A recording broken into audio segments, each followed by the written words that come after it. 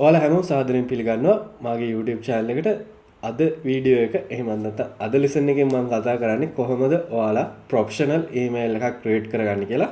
ඔයාගේ website එකක් හරි business එකක් හරි තියෙනවා. ඔයාට ඔයාගේ name එකත් එක්ක @gmail.com වගේ තියෙන mail එකක් ඔයාට professional විදියට ඔයාගේ name එකත් එක්ක @එකත් එක්ක ඔයාගේ domain name එක use කරන්න පුළුවන්. example එකක් විදියට info@diygeekshop.com නැත්නම් hasarind@diygeekshop.com ඒ වගේ ප්‍රොෆෙෂනල් මේල් එකකට මූව් වෙන්නේ කොහොමද ක්‍රියේට් කරගෙන සෙටප් කරගන්නේ කොහොමද කියලා තමයි මම මේ ලෙසන් එකේදී ඔයාලට කියලා දෙන්නේ. ඉතින් මේකට මම යූස් කරන්නේ Zoho mail කියන මේල් සර්විස් එක.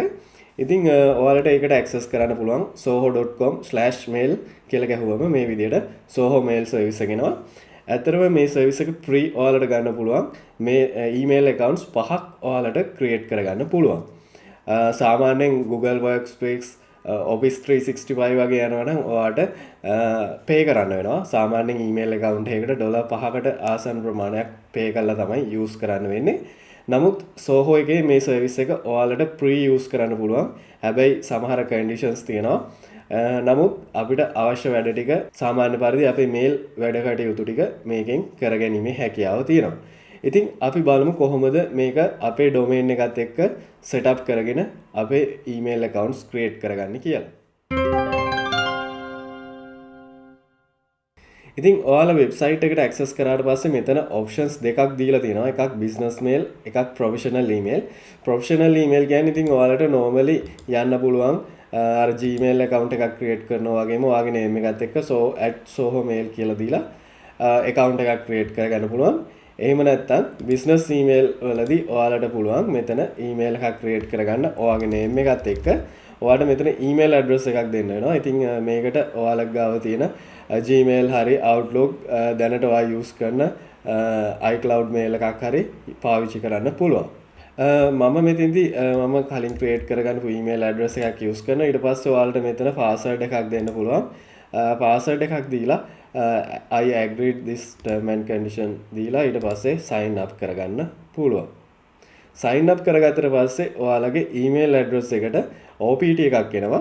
ඉතින් ඒ OPT එක ඔයාලට email එක access කරලා ගන්න පුළුවන්. අරගෙන email එක ඔයාලට verify කරගන්න.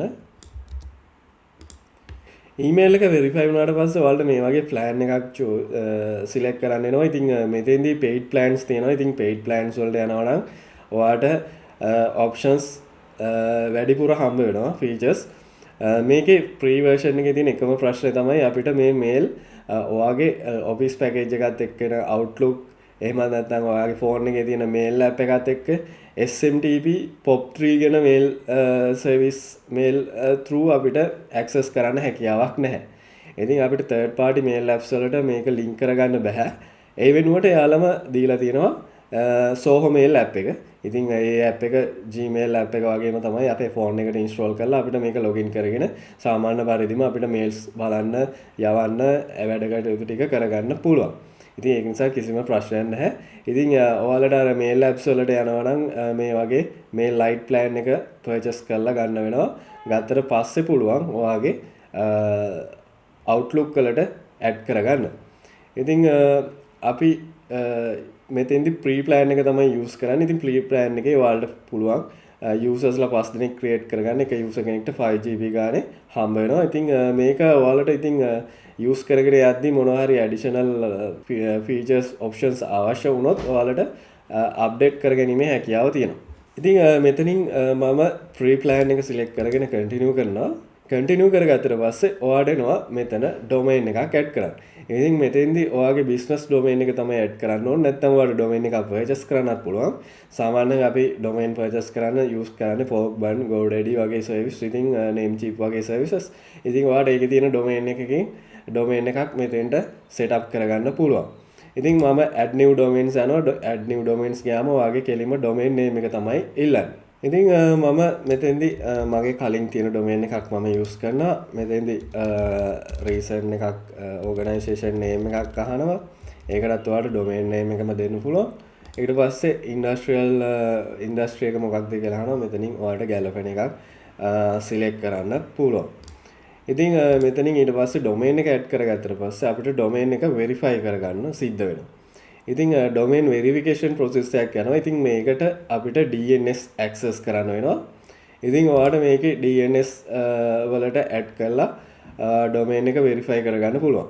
ඉතින් මම කලින් වීඩියෝ එක ඔයාලට කියලා දුන්න කොහොමද Cloudflare වල DNS use කරන්නේ කියලා. ඉතින් මමත් මෙතෙන්දී use කරන්නේ Cloudflare වල තමයි ඩොමේන් එකේ DNS host කරගෙන තියෙන්නේ. ඉතින් මම මේ රෙකෝඩ් එක ටෙක්ස්ට් රෙකෝඩ් එකක් ඇඩ් කරන්න තියෙනවා. ඉතින් මේ ටෙක්ස්ට් රෙකෝඩ් එක මම Cloudflare DNS වලට ඇඩ් කරනවා. ඉතින් ඔයාලට පුළුවන් ඔයාලගේ Cloudflare account එක access කරන්න. ඉතින් domain එක verify වුණාට පස්සේ මෙතන active කියලා පෙන්නනවා. ඉතින් මේක open කරලා මේකේ ඔයාලට DNS settings වලට යන්න පුළුවන්. DNS records වලට ගියාට පස්සේ මෙතන තියෙනවා අපි කලින් add කරගන්නපු DNS records. ඉතින් මෙතන add records වලට ගිහිල්ලා ඔයා මෙතන TXT record එකක් විදියට අපිට දීපු record එක add කරන්න ඕනේ. ඉතින් මෙතන සාමාන්‍යයෙන් domain name එක ගහනවා නම් add එක ගහන්න පුළුවන්. ඊට පස්සේ අර text field එක මෙතෙන්ට දාන්න ඕනේ. දාලා ඔයාලට save කරන්න පුළුවන්. සාමාන්‍යයෙන් මේක විනාඩියක් වගේ ඇතුළත ওই විදියට තිබ්බට පස්සේ verify වෙනවා. ඉතින් මේක ඔයා කෙලින්ම hosting provider දෙන host එකේ තියෙන DNS manager එක නම් use කරන්න ඔයාලට පුළුවන් cPanel එකට log වෙලා cPanel එකේ පහළට ගිහිල්ලා පහළ තියෙනවා domains යටතේ තියෙනවා zone editor කියලා. ඉතින් මේ zone editor එකට ගියාම අපේ cPanel එකට link කරගෙන නම් තියෙන්නේ මේකේ DNS manager එක නම් ඔයා use කරන්න. එතනින් ඔයාලට manage option එකට ගිහිල්ලා මෙතනින් text record එක add කරගැනීමේ හැකියාවක් තියෙනවා. මෙතනත් අර විදියටම තමයි මෙතන name එක දීලා ඊට පස්සේ ඔයාලට මෙතන domain එක දීලා මේ විදියටම add කරගෙන use කරන්න පුළුවන්. ඉතින් ඕනම වෙලාවක cPanel name servers ඒ කියන්නේ hosting providers දෙන name servers නම් අපිට මේ zone editor එක පාවිච්චි කරලා අපේ DNS record manage කිරීමේ හැකියාව තියෙනවා. ඉතින් මම නම් නිතරම use කරන්නේ Cloudflare. ඉතින් Cloudflare වල use කරන එක ලේසි. අනිත් එක ඉක්මනට update වෙනවා. අප්ඩේට් එකක් දාගත්තම ඉක්මනින් අප්ඩේට් කරගන්න ලේසි. ඉතින් මම නිතරම පාවිච්චි කරන්නේ Cloudflare. ඉතින් ඔයාලා රෙකෝඩ් එක ඇඩ් කරගත්තට පස්සේ ඔයාලට පුළුවන් Zoho ගිහිල්ලා ඊට පස්සේ මෙතන verify text record කියන එක ක්ලික් කරන්න. ක්ලික් කරපු ගමන් ඔයාලට පේනවා ඇති automaticallyම. ඉතින් ඊට පස්සේ verify වුණාට පස්සේ ඔයාගෙන් අහනවා කෙලින්ම super administrator account එකක් create කරගන්න. ඉතින් ඔයාලට මෙතෙන්දි දෙන්න පුළුවන් එක්ක info නැත්නම් admin වගේ මේල් එකකට ඔයාලට මේක create කරගන්න පුළුවන්. create කරගත්තට පස්සේ ඔයාලට පේනවා මෙතන steps ටිකක් තියෙනවා. ඉතින් මේ steps ටිකේ ගියාම අපිට ඔක්කොම වැඩ ටික කරගන්න පුළුවන්. ඉතින් මෙතනින් ඔයාලට තව usersලා 4 දෙනෙක් අවශ්‍ය නම් create කරගන්න පුළුවන්. ඉතින් මෙතනින් ඔයාලට ඕන නම් ඔයාගේ නමට email එකක් create කරගන්න පුළුවන්. මේ විදියට hasarind@evoexpert.com ඒ විදියට create කරන්න පුළුවන්. ඊට පස්සේ password එකක් දෙන්න පුළුවන්. password එක ඔයාලට කැමති password එකක් select කරන්න පුළුවන්. දීලා ඔයාලට මෙතන තියෙන password එක first login එකේදී change කරන්න දෙන්න ඕනද කියලා. ඉතින් ඒක අවශ්‍ය නැත්නම් tick එක අයින් කරලා ඔයාලට add කරන්න පුළුවන්. මේ විදිහට ඔයාලට usersලා 5 දෙනෙක් ඔයාලට free account එකේ create කරගැනීමේ හැකියාව තියෙනවා. ඉතින් මේ විදිහට continue කරාට පස්සේ ඔයාලට මෙතනින් process to set up groups කියලා යන්න පුළුවන්. ඉතින් groups කියන එක අපිට ඇත්තටම මෙතෙන්දී නම් ලොකුවට අවශ්‍ය නැහැ. නමුත් ඔයාලා usersලා 100ක් 200ක් වගේ මේ service එකත් එක්ක use කරනවා නම් අර ඔයාලට පුළුවන් company එකේ නම් ඔයා use කරන්නේ HR department එකකට වෙනම, account department එකට වෙනම, admin department එකට වෙනම ඒ විදිහට department wise කරලා group කරන්න පුළුවන්. ඉතින් ඒ වගේම අර info වගේ mail එකක් කීප දෙනෙක් access කරනවා නම් ඔයාලට පුළුවන් group access දෙන්න. ඒ කියන්නේ team එකකට access කරන්න ඕන නම් ඒ email address එක දැන් sales වගේ mail එකක් නම් support වගේ mail එකක් නම් ගොඩක් වෙලාවට support team එකම access කරනවා. ඉතින් ඒ වෙලාවට අර කීප දෙනෙක්ට access දීමේ හැකියාව තියෙනවා. ඉතින් එතනින් groups create කරගත්තොත් ඒ වගේ දෙයක් කරගන්න පුළුවන්. ඊට පස්සේ තියෙන්නේ process to DNS mapping කියන එක. DNS mapping කියන එකට ගියාම අපිට කෙලින්ම mail service එකට අදාළ DNS records පෙන්නනවා. ඉතින් මේ විදිහට Zoho mail server settings පෙන්නනවා. ඉතින් අපි මේක replace කරගන්න ඕන අපේ DNS record එක. ඔයාලට පේනවා ඇති MX record mail exchange service servers තුනක details අපිට දීලා දෙනවා. ඉතින් අපි මේක අපේ DNS වලට add කරගන්න ඕන. ඉතින් මෙතන Cloudflare වල DNS settings වලට ගියාම මේකෙත් තියෙනවා mail සර්විසස් දෙකක් ඇඩ් වෙලා කලින් cPanel සර්විසස්. ඉතින් මේක ඔයා අනිවාර්යෙන් ඩිලීට් කරගන්න ඕනි. ඩිලීට් කරගෙන ඒ වගේ ඒ රෙකෝඩ් එකක් තියෙනවා මේල් සර්විස් එකට, CNAME එකක් තියෙනවා. ඉතින් මේ CNAME එකත් අයින් කරන්න ඕනි. මොකද අපි මේල් සර්විස් එක සම්පූර්ණයෙන්ම යූස් කරන්නේ Zoho mail එක. ඉතින් ඊට පස්සේ අපිට පුළුවන් අර MX රෙකෝඩ් එක මෙතනින් ඇඩ් කරගන්න. ඉතින් එතන ඇඩ් එක දීලා මෙතන MX රෙකෝඩ්, ඊට පස්සේ පළවෙනි එක තියෙන 10. මේ විදිහට අපි මෙතන MX රෙකෝඩ් තුනම ඇඩ් කරගන්න ඕනි.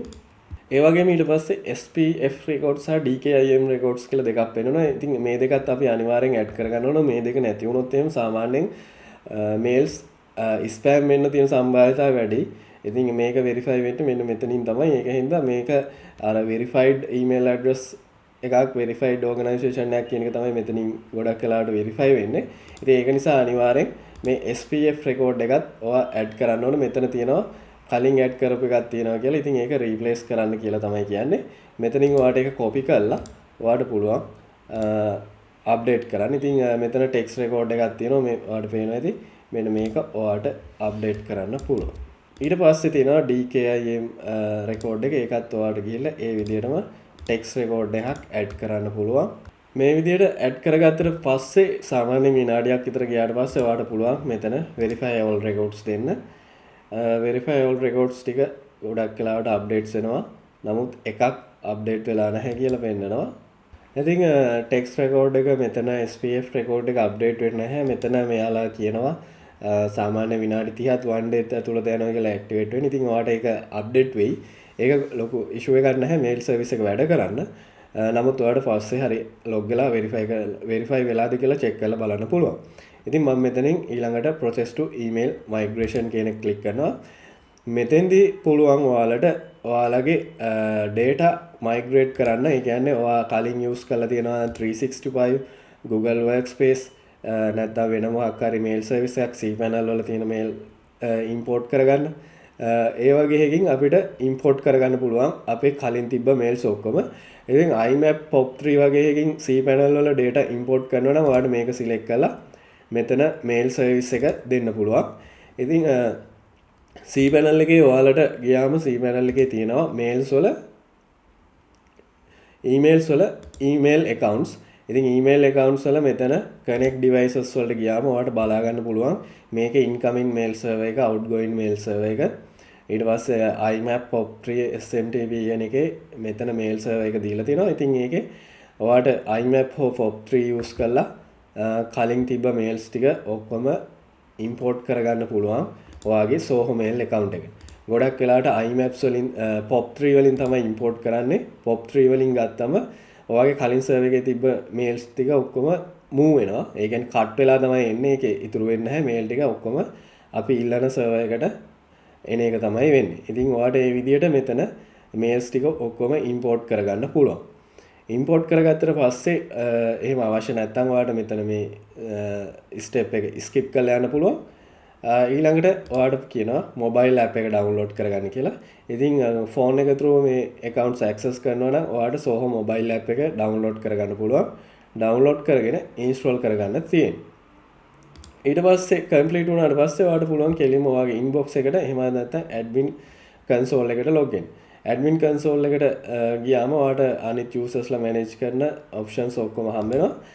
inbox එකට ගියාම mail.zoho.com වලින් ඔයාලට ඕනම වෙලාවක ඔයාගේ mail එකට log වෙන්න පුළුවන්. සාමාන්‍ය Gmail එකක් විදියටම ඔයාලට මේ විදියට mail service එක use කරන්න පුළුවන්. මේකෙදි theme එක signature එක වගේ දේවල් add කරන්න වෙනවා. ඉතින් මේ දේවල් add කරගෙන ඔයාලට මෙතනින් කෙලින්ම සාමාන්‍ය mail එකක් mail use කරන විදියටම. ඉතින් මෙතන ඔයාලට පේනවා ඇති from email එක විදියට පෙන්නන්නේ මගේ professional මම create කරගන්නපු mail එක. ඉතින් මට මෙතනින් සාමාන්‍ය විදියටම mails යවන්න පුළුවන්. ඒ වගේම මෙතනින් ඔයාලට profile එක create බලන්න පුළුවන්. usage එක ඒ වගේ දේවල් බලන්න පුළුවන්. ඒ වගේම ඔයාගේ admin email එකෙන් ආවම ඔයාලට admin console එකට access කරන්නත් පුළුවන්. admin console එකෙන් ඔයාලට සම්පූර්ණ settings වෙනස් කරගන්න පුළුවන්. සම්පූර්ණ usage එක අනිත් usersලා මොනවද කරන්නේ, group create කරන ඒවා settings ඔක්කොම මෙතනින් update කරගැනීමේ හැකියාව තියෙනවා. ඉතින් මේ විදිහට ඔයාලට ඔයාගේ බිස්නස් ඊමේල් එකක් සෙටප් කරගන්න පුළුවන්. මං හිතනවා ඔයාලට අද වීඩියෝ එකකින් අලුත් දෙයක් ඉගෙන ගන්න ඇති. ඔයාලගේ වැඩවලට මේක යූස් කරන්න පුළුවන් වෙයි කියලා. ඉතින් channel එක subscribe කරන්න, share කරන්න, like කරන්න. එහෙනම් අලුත් වීඩියෝ එකකින් අලුත් lesson එකකින් නැවත හමු වෙමු.